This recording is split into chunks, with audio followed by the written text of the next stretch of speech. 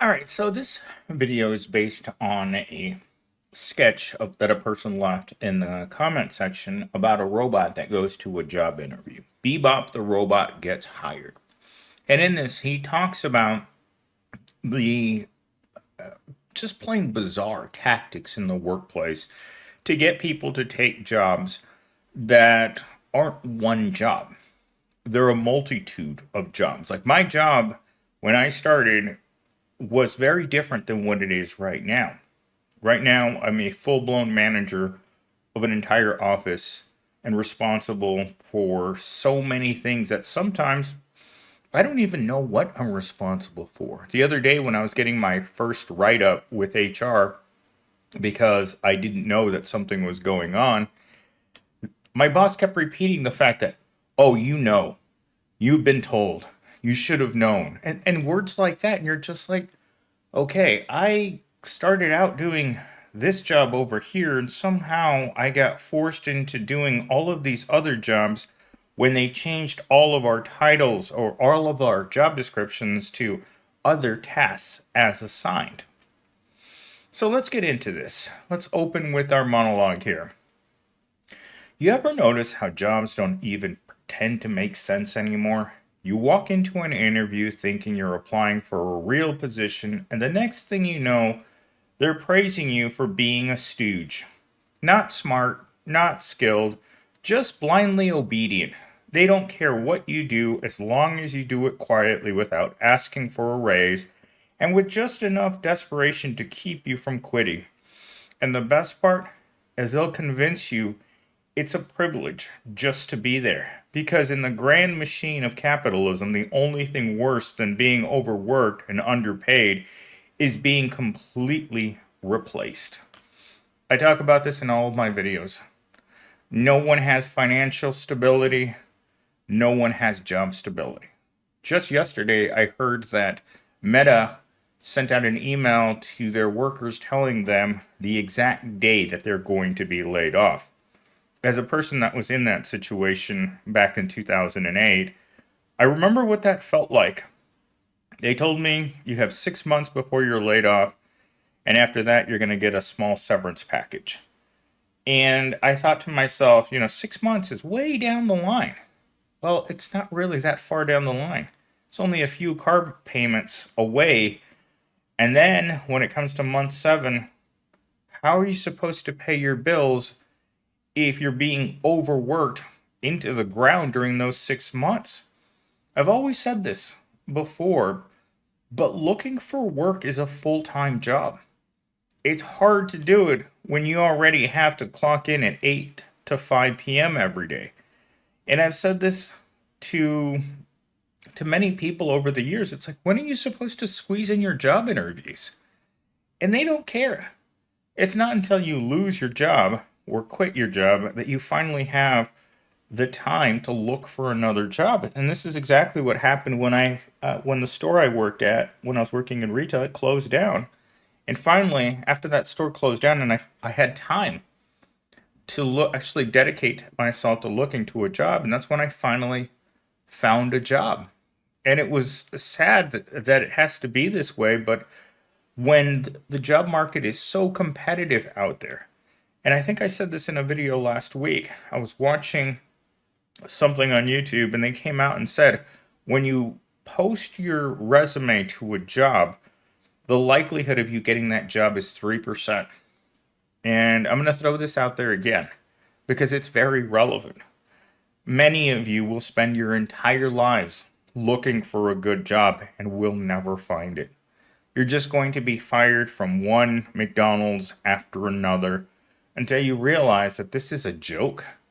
Who's actually working out here at a decent job? Who lives in those multi-million-dollar homes just 5 miles away from my house? Where do those people work? Well, the fact is that hourly workers work. Rich people don't throw away their money in hourly work.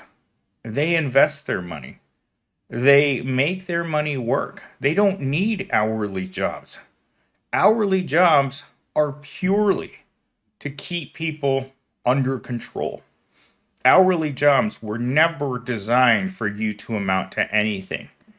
That's why those people have those homes and why you will never escape the metaphorical McDonald's. No matter where you go in your life, if you're working for hourly, if you're selling your time, chances are you are never going to prosper. And with that said, let's get into talking point number one. Corporate culture values obedience. Many modern workplaces prioritize compliance over creativity, rewarding those who follow orders rather than those who think critically. This has been one of the biggest problems I've had with my current job.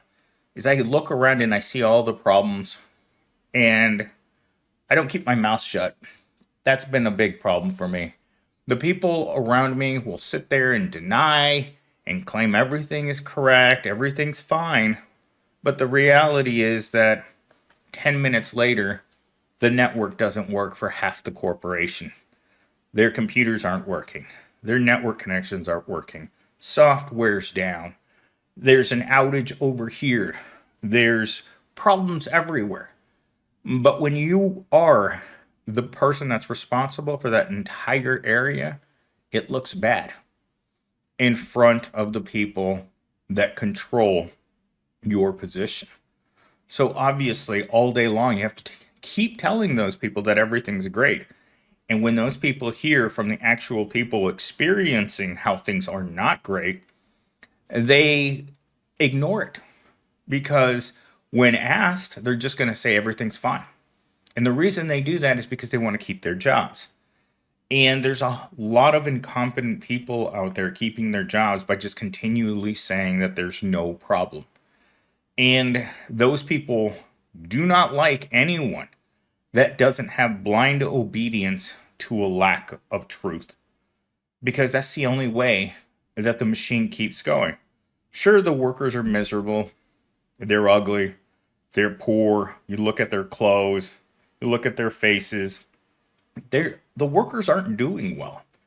I just got back from going to a couple of different places, I went to a salon, obviously, to get my hair done, and then went to a couple of other places. And the one thing that you notice is that everyone is talking about the price of chicken and eggs. The sticker shock of eggs right now should be an omen to the future pain to come. Because when eggs are going to be $10, imagine what else is going to be $10 soon. That's how I see it. All right, moving on to talking point number two. Bebop the robot is told he has access to benefits, but that doesn't mean he actually gets to use them. The point of this is that, sure, we get to pay for medical insurance. Every paycheck, I think around $200 for me. And the problem with that is you need to be able to have time to use your benefits. I need to be able to schedule going to the dentist, schedule going to my primary care doctor, schedule going to physical therapy. But in a week where everything is chaotic, it's nearly impossible to schedule anything. Just in the last week, every time I try to go to lunch, even though I set my status as at lunch, I will spend 75% of my lunchtime talking to people on the phone or answering messages.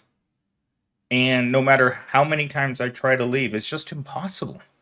Because there's more work than there is people to do that work. I don't even work in that department. That department's a whole nother animal. But the work from that department spills into my area because the end users get frustrated. One of the biggest frustrations they experience is that no one is listening to them. And that doesn't matter because at the top, no one cares.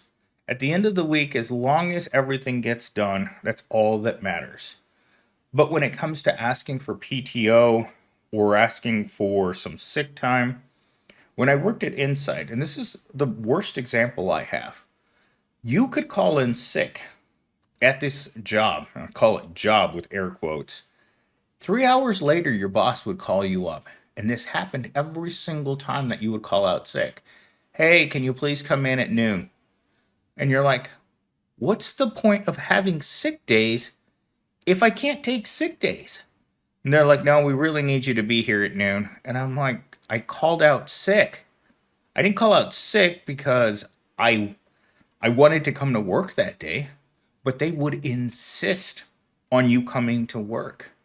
When I worked in retail, you could call out sick or try to use your PTO time, but if they had someone who didn't show up, they'd open up the the phone book for the workers and they'd start calling each one by one.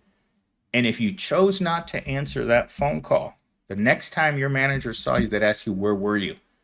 And when you said, well, I had PTO, that wasn't a good enough excuse for you not to come into work. So they offer benefits, but those benefits aren't real. And I've experienced this in almost every job I've ever had.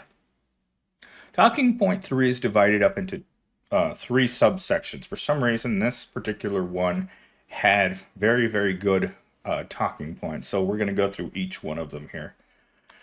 The interviewer reveals that nobody really knows what the job is. Roles constantly change based on what's convenient for the company. This is very true. Next week, I am actually going to another office to install student computer labs on the second floor. Is that part of my job description? No. Is it a suggestion that I have to do all my job in my current office, but also drive 20 miles to another office and spend the whole day installing new computers? Well, it's whatever's convenient for the company. If tomorrow I have to run a lemonade stand outside of my office because the company wants to make even more money, that would just be something I'd have to do. If I have to watch the front desk, clean the carpet, fix the AC, get something repaired, or order something for the office, or call the corporate office and tell them that my refrigerator went out. These are all parts of the job that they just expect you to do. Roles are constantly changing. Even though they hire you for one thing over here, because most of us get hired for one job because that's what we know how to do.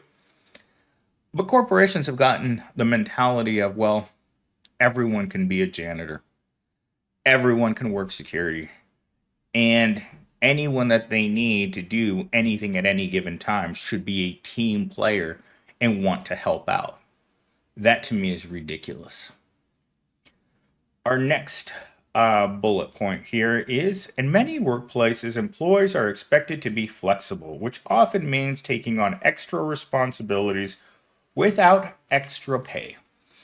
I am on like 3 or 4 major projects for the corporation right now, and one is a migration of hardware for every person that works there. And another project is, not only are we migrating, but we're also removing and disposing of all of that stuff. That's all my job on top of my regular daily job. That project was kind of put on me, and my boss keeps poking at me about, when are you going to get it done? And I'm like, I'm going to get it done once I get my regular work done. And this is something I've heard for many years. It's like, well, when you have free time, we need you working on these other projects. And I always look at management and I think to myself, what free time are they talking about? Because most workers put in max productivity is 2 to 3 hours every day.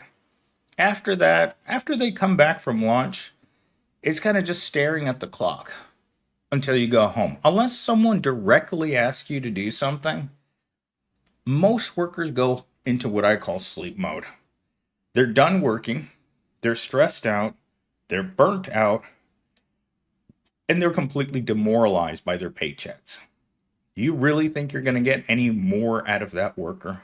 The answer is no.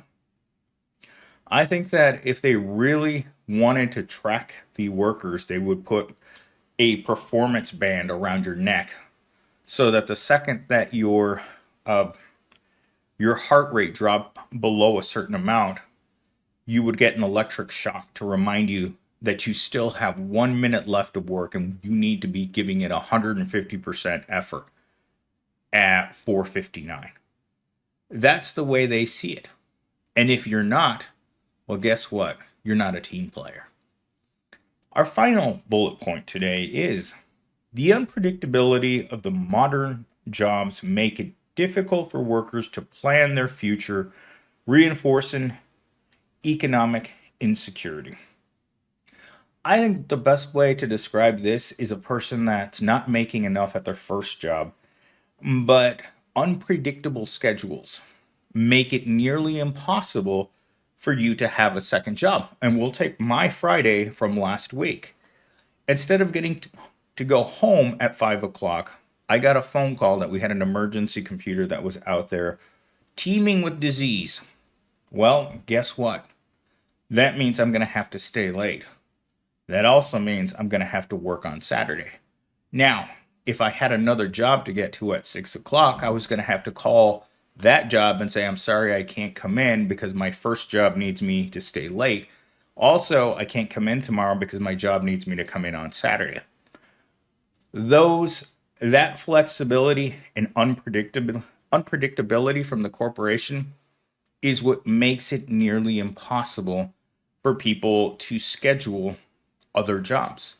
And one of the main reasons that when I worked at Walmart, if the general manager found out that you had another job, you weren't going to be there very much longer, especially if you happen to let it slip that you're working for a competitor like Target or Amazon. That's instant termination. And I saw it happen so many times because when you're working in that type of environment, there's always going to be something going wrong. And not with them, but in your life as well. I don't know how many times our current receptionist is called out sick for the day because her child was sick. And parents will tell you they can't leave a sick child at home by themselves. And these are people that are financially unstable. They can't just change their plans and be like, well, I'm just going to send over someone to watch my child while I'm at work. No, they have to go home. This reinforces the economic insecurity that they have because your boss may say, you can't do that. And if any single mom that I've ever known in my life, if you tell her that they're going to put the job before her children, that's the last day they're going to work there. I've seen women quit over that many times throughout my career because when kids get sick or when kids have to go to the hospital, anything having to do with your family comes first. And employers really don't like that. They, especially when it comes to people who can't work on the weekends or at nights because of family obligations. The best thing to do if you ever have to take time off is just tell them it's an emergency and don't give them any details. That's what I've always had to do. Sorry, I got to leave for an hour. I got to go take care of something. And if they question you about it, you just say no. Because they don't need to know. It doesn't matter. They're not going to be paying you for that time. And the first thing they tell you is like, oh, you need to put in for time off. Wait a minute. So my time has no value unless it's because of you. That's the way they see things and have always seen things. Let's see what we put into toxic positivity here. Okay, it's that fake forced optimism that gaslights you into thinking your exhaustion is just a mindset problem. Every job you're going to go to is going to tell you that your poverty is your own fault. You're bad with money. And then you look at your paycheck at the end of every week and the MIC paycheck says $400. You know that's not enough money. Your boss knows it's not enough money. Your coworkers know it's not enough money. Everyone knows it's not enough money.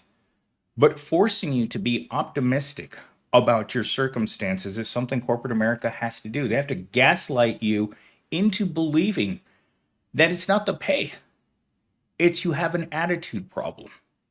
And I'm like, okay, well, if you're going to tell me that it's an attitude problem and I'm sleeping in my car because you don't pay me enough, I guess I'm just going to have to change my mindset and not sleep in my car. I don't understand these corporations, but they love toxic positivity because it justifies the things that they do to the workers that otherwise would be completely unjustifiable.